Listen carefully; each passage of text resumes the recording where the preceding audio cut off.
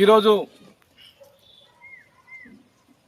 అయితే ప్రెస్ మీట్కి వచ్చినటువంటి సోదరులు, ప్రెస్ సోదరులకి, అలాగే నా వార్డు ప్రజలకి, నా సోదరులకి, తాండూరు ప్రజానికానికి అందరికీ కూడా నమస్కారాలు తెలియజేస్తూ,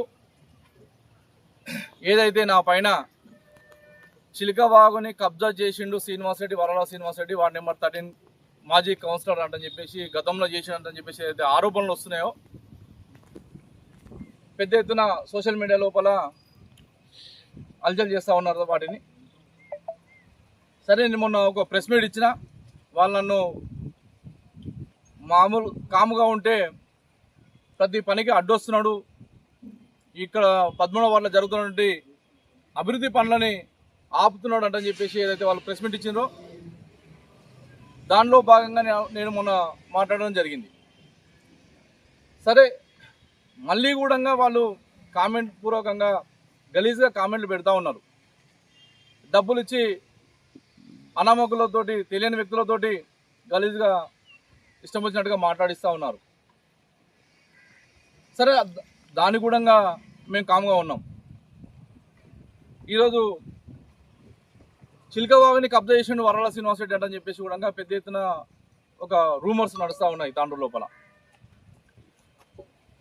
చిలకవాగుని వరల శ్రీనివాసరెడ్డి కబ్జా చేసిండా, లేకపోతే వార్డ్ నెంబర్ 13లో ఉన్నటువంటి ప్రజానీకానికి ఇబ్బంది కావద్దంటని చెప్పేసి ఇటాచి పెట్టి పెద్ద ఎత్తున దీన్ని క్లియర్ చేసిండా అనే దానిపైన పత్రికా విలేకరులు అందరూ కూడా ఈరోజు పిలవడం జరిగింది.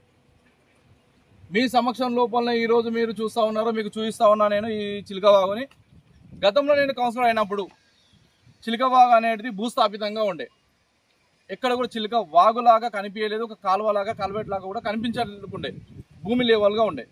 నేను గతంలో ఉన్నటువంటి ఫొటోస్ కూడా నేను మీకు ఇస్తాను ఇప్పుడు. అలాంటి దాన్ని ఒక ఇటాచి తీసుకొని వచ్చి, ఆ రోజు అగ్రిమెంట్ కాకపోయినా, నాకు ఎస్టిమేషన్ లేకపోయినా, ఆ రోజు నిధులు రాకపోయినా, చేసిన తర్వాత పట్టణ ప్రగతి లోపల మనకు ఇస్తారంటని చెప్పేసి ఒక ఉద్దేశంతో చైర్మన్ చెప్పడం వల్ల, గతంలో ఉన్న చైర్మన్ చెప్పడం వల్ల ఆ రోజు స్టార్ట్ చేయడం జరిగింది. ముందస్తుగా నేను చాలు చేసిన, అది నా తప్పే. ఎందుకు తప్పు?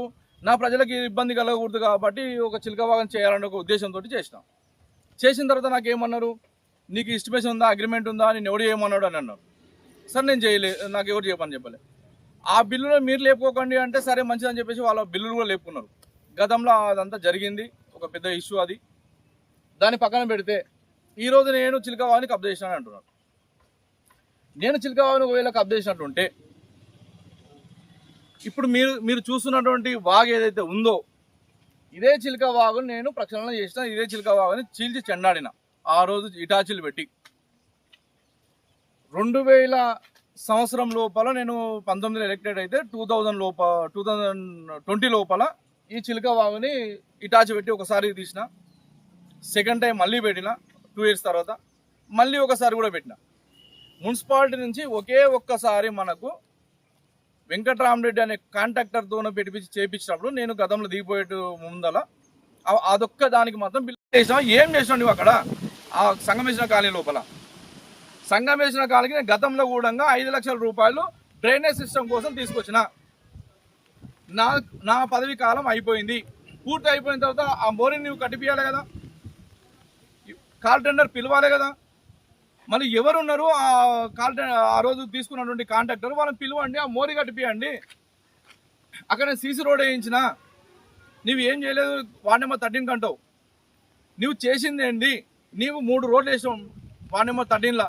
నేను కౌన్సిలర్ అయిపోయిన తర్వాత వాటికి నువ్వు బిల్లులు ఇచ్చినావా? వాటికి అగ్రిమెంట్ ఉందా? ఈరోజు నేను నీకు అడుగుతా ఉన్నా. నీవి ఏదైతే నువ్వు రోడ్లు వేయించినావో పగిలిపోయినాయి. ఒక సీసీ రోడ్డు ఈరోజు మేధావులు కానీ పబ్లిక్ కానీ గమనించాల్సిన అవసరం ఒకటి ఉంది. ఒక సీసీ రోడ్డు 50 సంవత్సరాలకు వాల్యుబుల్. అది ఒక సీసీ రోడ్ వేస్తే 50 సంవత్సరాలు చెక్కు చెదరరాదు.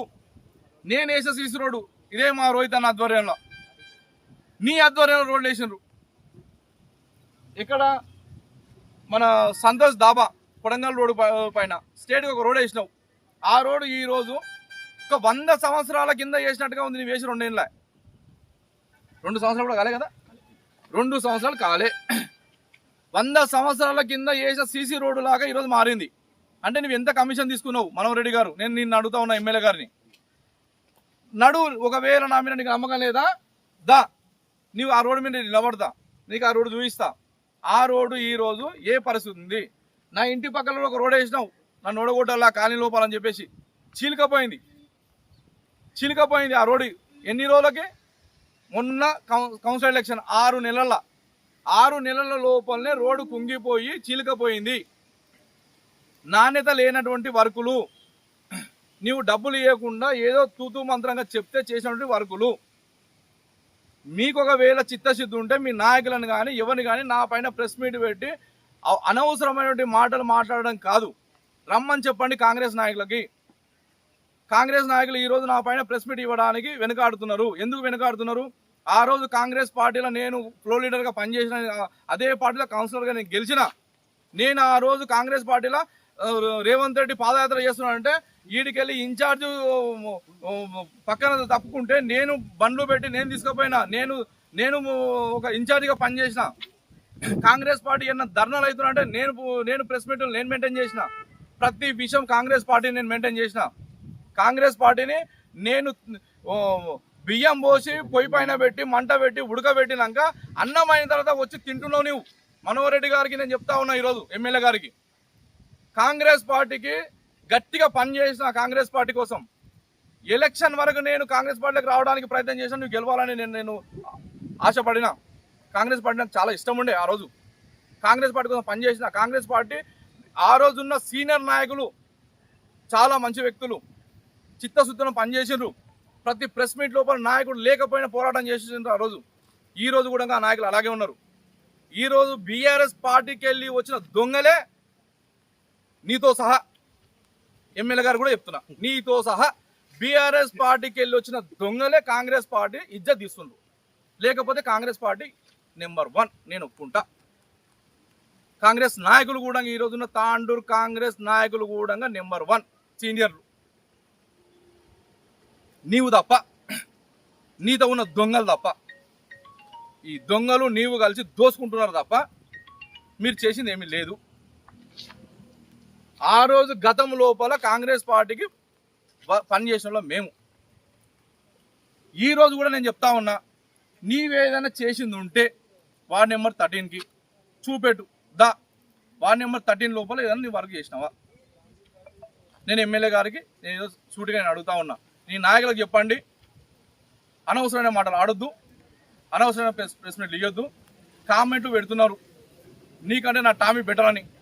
నీ టామీకి నీకు దమ్ముంటే దా. నీ కాంగ్రెస్ కౌన్సిలర్ ఎవరినన్నా ఒకరిని ఈ విధంగా చెప్పొద్దు కాంగ్రెస్ కౌన్సిలర్లకి. తప్పైతే క్షమించండి. ఎక్కడైనా జర్నల్ వార్డు లోపల నేను రెడ్డిని కాబట్టి జర్నల్ కావాలి నాకు. జర్నల్లో రిజైన్ చేయించి దా, మళ్ళీ ఎలక్షన్ పెట్టు.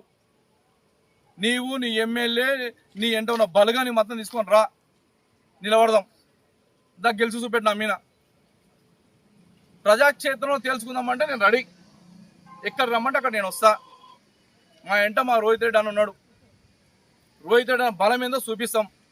రోహిత్ రెడ్డి అన్న గురించి అనుచిత వాక్యాలు చేస్తూ ఉన్నావు నువ్వు. ఈరోజు తాండూరు మార్కెట్ లోపల ఎక్కడ చూసినా గంజాయి మొక్కలు, ఎక్కడ చూసినా గంజాయి దొరుకుతూ ఉంది, కేసులు అవుతూ ఉన్నాయి.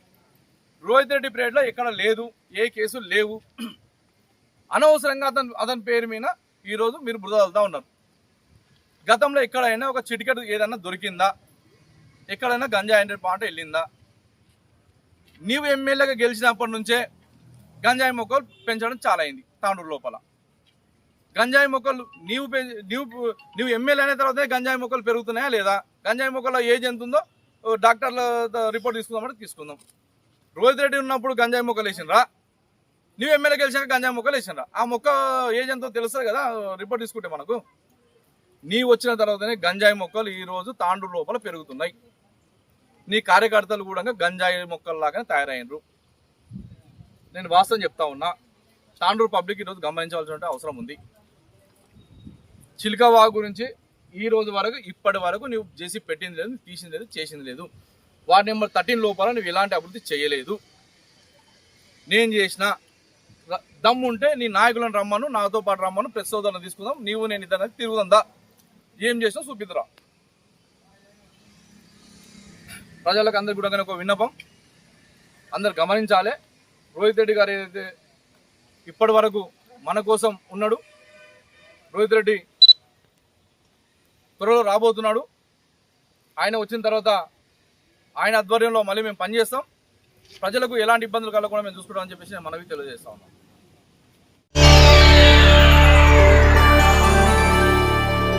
చేయండి, షేర్ చేయండి, కోసం ఛానల్ ని సబ్స్క్రైబ్ చేయండి. అలాగే ఇక్కడ ఉండే ఈ గంట సింబల్ ని క్లిక్ చేయండి. మేము అప్డేట్ చేసే ప్రతి వీడియో నోటిఫికేషన్స్ మీకు వచ్చేస్తాయి.